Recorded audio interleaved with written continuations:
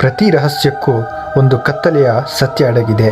ಪ್ರತಿ ಕತ್ತಲೆಯ ಹಿಂದೆ ಒಂದು ಹೇಳದೆ ಉಳಿದಿರುವ ಕತೆ ಇದೆ. ಆ ಕತೆಗಳ ಲೋಕಕ್ಕೆ ಸ್ವಾಗತ.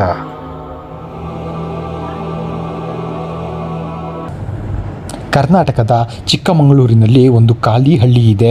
ಅಲ್ಲಿ ಈಗ ಯಾರೂ ವಾಸಿಸುವುದಿಲ್ಲ. ಯಾಕೆ ಗೊತ್ತಾ? ಅಲ್ಲಿ ವಿದ್ಯುತ್ತು, ಬೆಳಕು ಏನೂ ಇಲ್ಲ. ಜೀವನದ ಯಾವುದೇ ಗುರುತಿಲ್ಲ. ಆದರೆ ಪ್ರತಿ ಮಳೆಗಾಲದ ಕೆಲವು ರಾತ್ರಿ ಅಲ್ಲಿಂದ ಒಂದು ವಿಚಿತ್ರ ಶಬ್ದ ಕೇಳಿಸುತ್ತಂತೆ. ಅದೇನೆಂದರೆ ಡೋಲಿನ ಶಬ್ದ. ನಿಧಾನವಾಗಿ ಒಂದೇ ಲಯದಲ್ಲಿ ಒಂದು ಹಬ್ಬ ನಡೆಯುತ್ತಿರುವಂತಿರುತ್ತಂತೆ.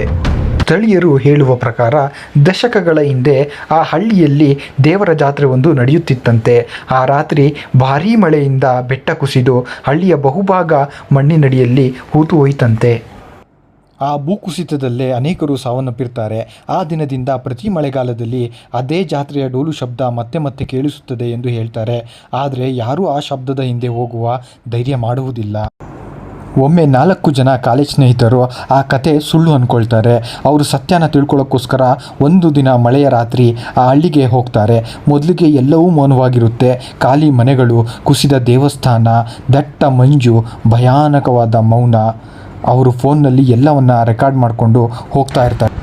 ಸ್ವಲ್ಪ ಸಮಯದ ನಂತರ ಯಾರೋ ಮಂಜಿನೊಳಗಡೆ ಡೋಲ್ ಬಾರಿಸ್ಕೊಂಡು ಬರ್ತಿರೋ ಥರ ಅನಿಸುತ್ತೆ.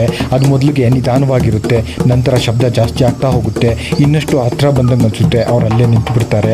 ಆ ಶಬ್ದ ನೇರವಾಗಿ ಅವ್ರ ಕಡೆನೇ ಬರ್ತಿರುತ್ತೆ. ಆದರೆ ಮಂಜಿನೊಳಗಡೆ ಅವ್ರಿಗೆ ಯಾರೂ ಕಾಣಿಸ್ತಿರಲ್ಲ. ಹಾಗಾದರೆ ಡೋಲ್ ಬಾರಿಸ್ಕೊಂಡು ಹೋಗ್ತಿದ್ದವ್ರು ಯಾರು? ಅದೇ ಕ್ಷಣದಲ್ಲಿ ಮಂಜಿನೊಳಗಡೆ ಯಾರೋ ಹೋಗ್ತಿರೋ ಥರ ನೇಳು ಕಾಣಿಸುತ್ತೆ. ಆ ಮಂಜಿನೊಳಗಡೆ ಅವರು ನೋಡಿದ್ದು ಅವರ ಜೀವನವನ್ನೇ ಬದಲಾಯಿಸುತ್ತೆ. ಮುಂದಿನ ಪಾಠಕ್ಕೋಸ್ಕರ ಫಾಲೋ ಮಾಡಿ, ಲೈಕ್ ಮಾಡಿ, ಸಪೋರ್ಟ್ ಮಾಡಿ.